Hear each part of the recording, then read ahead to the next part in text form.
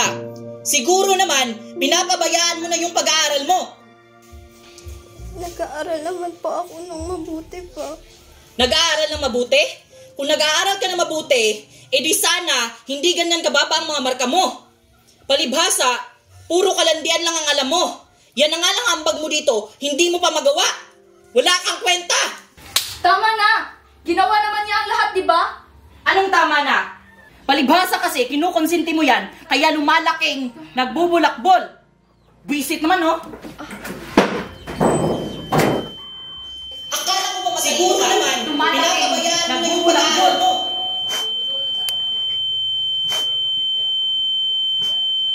Palibhasa kasi, kinukonsinti mo yan, kaya buisit.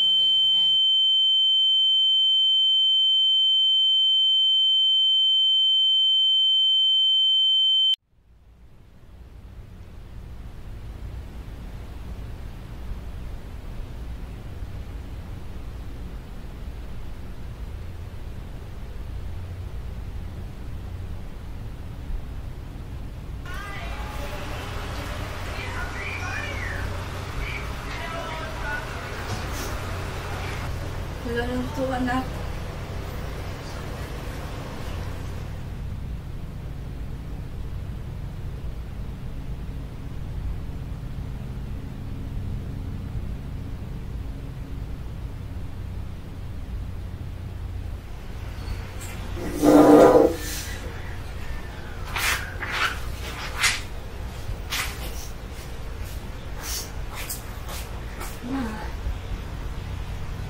Malagi na lang po ba tayong ganito?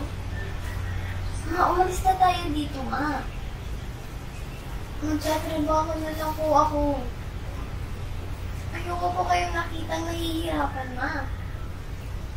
Huwag mong gagawin yan, anak. Ang mahalaga, makapagtapos ka ng pag-aaral mo. Huwag mo na akong alalahanin. Okay lang ako. Anak, walang kasama ang papa mo. Papa? Eh kahit kailan hindi naman siya nagpakatatay sa akin, di ba? Itindihin mo na lang, anak. Kahit anong mangyari, tatay mo pa rin siya. Kaya lagi mong tatandaan ang mapagawad, ha? Oo, ma.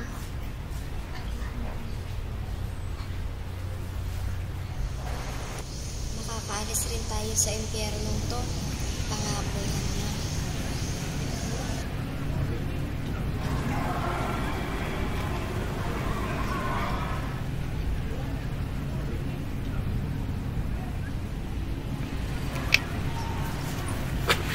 Ano na naman? Sisirain mo na naman yung araw ko. Bawal ba tumabi? Grabe ka naman sa pogi mong best friend, no? Kaya pala lumalamig. May mahangin pa na dito. Wow, porket up to, oh. Sus, basic. Wow, lakas ng hangin, no? By the way, nagawa mo na yung assignment mo? Ako pa ba? Eh, ikaw, nakapag-review ka na ba para sa quiz mamaya? Gusto mo pataasan pa tayo ng score, eh. Aba. Hinahamon mo ba ako? Ayaw mo? Takot ka yata sa akin, eh. Ako takot? Tingnan lang natin mamaya.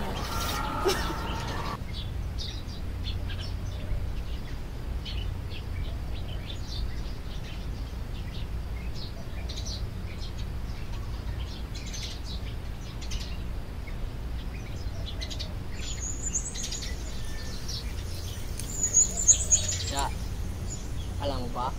Masaya akong nakilala kita.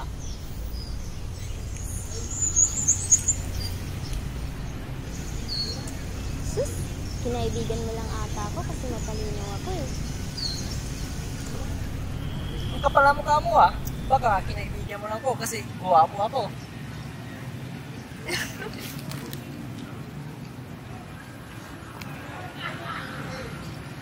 Masaya rin naman ako nagkakilala tayo.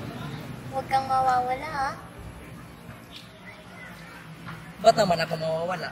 Tanga ka ba?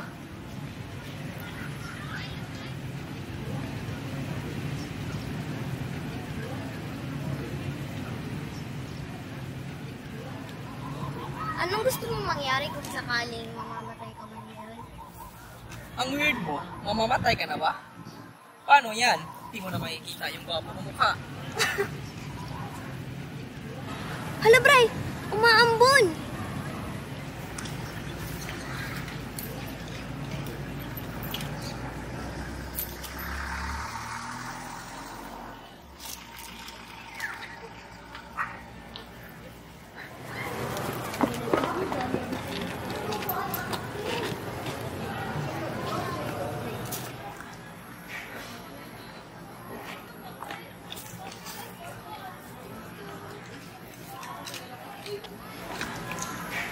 Ano ba yun, Bray? Parang pinaglalaroan tayo ng panahon. Tingnan mo, biglang umilit. Nga na. Hoy, sagutin mo na yung tanong ko kanina. Ako, gusto ko, pag mamamatay na ako, gusto ko yung tulog na ako tapos di na magising. Ayoko kasing makita yung mga mahal ko sa buhay na umiiyak. In that way, less yung maranasan kong sakit.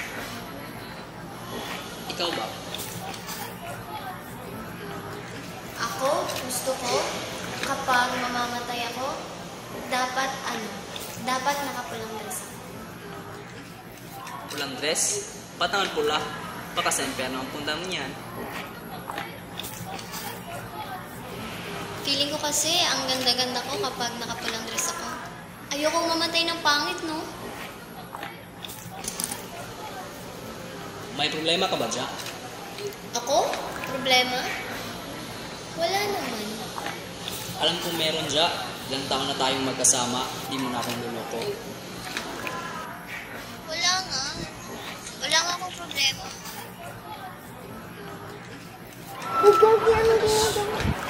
Huwag ka na magkunori pa dyan. Andito lang ako. Ibuhos mo lahat yan. Pwede mo akong pagsabihan sa lahat.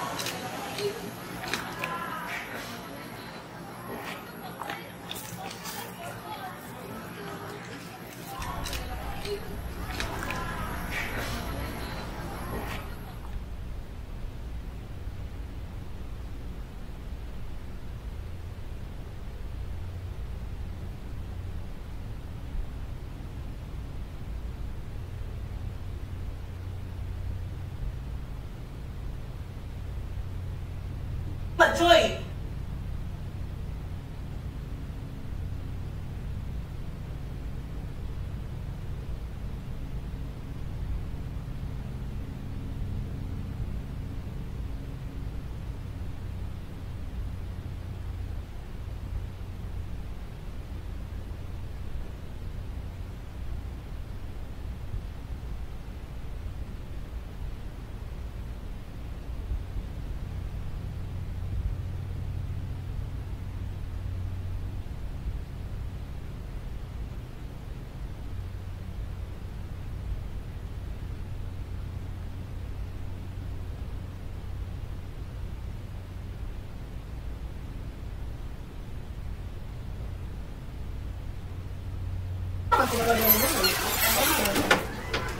Gago ka!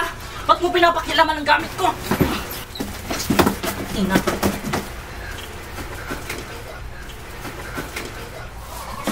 Kaya mo ba pinag-iinitan kaming dalawa ng anak mo? Dahil may iba ka na? Tumahimik ka man, Joy! Nagtiis ako din. Pero ang malaman ko to, parang sobra na naman ata.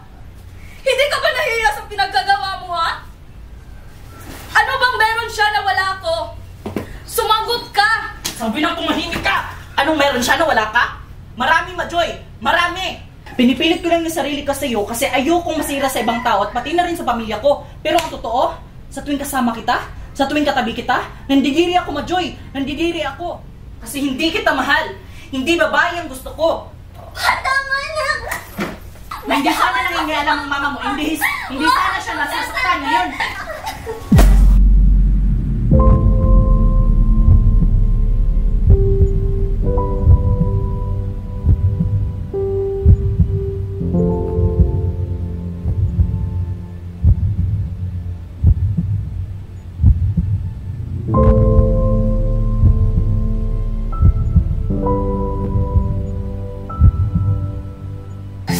Ma!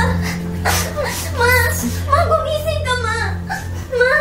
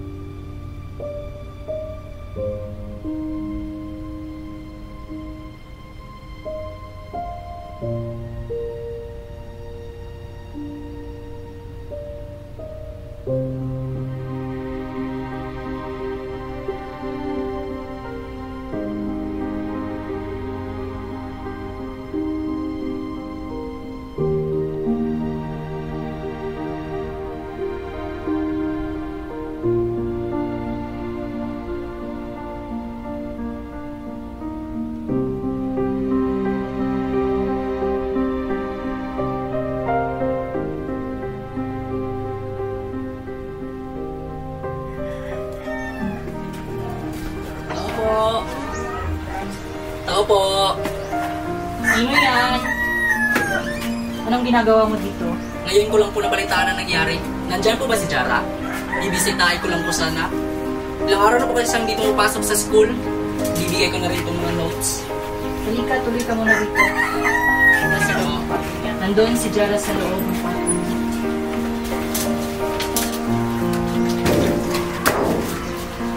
Ilang araw na hindi lumalabas si Jara. Ikaw nang bahala sa kanya. At pakisabi na rin sa kanya na kumain na muna siya. Tsaka kanya nasutin yung dress.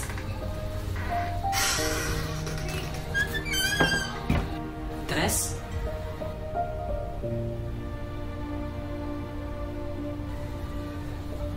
Dress? Kapag namatay ako, dapat nakamatay.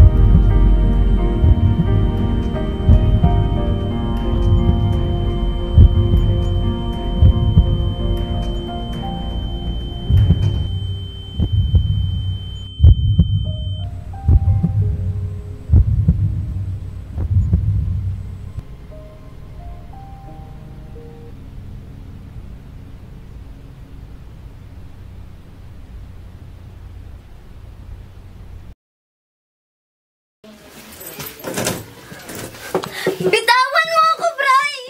Hayaan mo na ako! Gusto ko nang mamatay.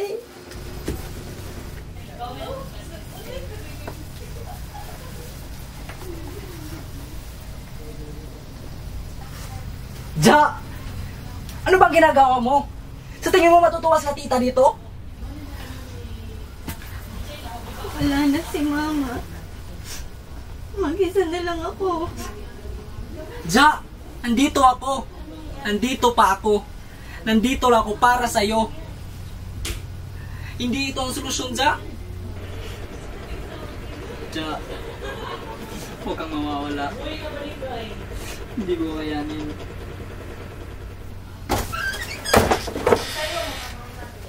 Nak, anong ginagawa mo? Huwag mo akong hawakan!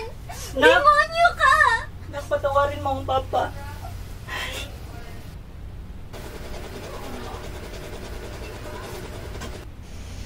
Matapos sa mga pangyayari, buong kusak sumuko si Papa sa mga pulis. At ngayon, matapos ang ilang taon, ngayon lang ako nagkaroon ng lakas ng loob na bumisita. Marahil siguro'y sa kabila ng lahat, napatawad ko na siya. sapagkat kahit anong mangyari, siya pa rin ang aking ama.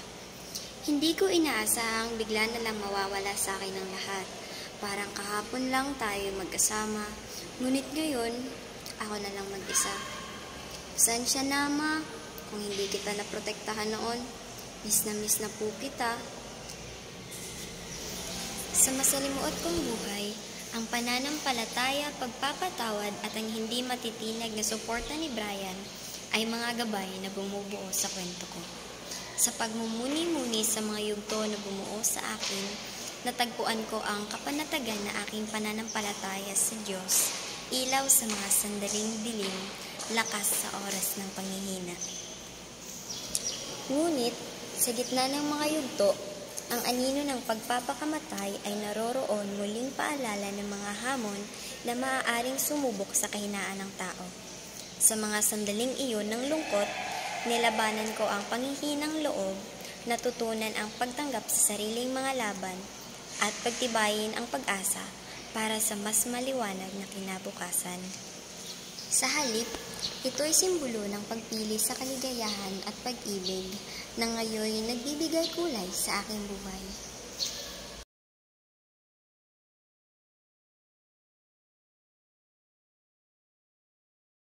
Happy anniversary, love!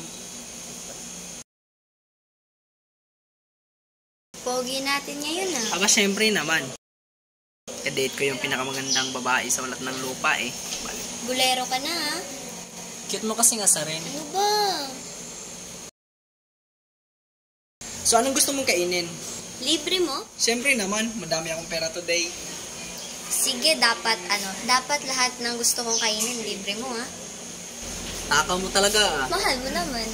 Ops, wala akong laban dyan.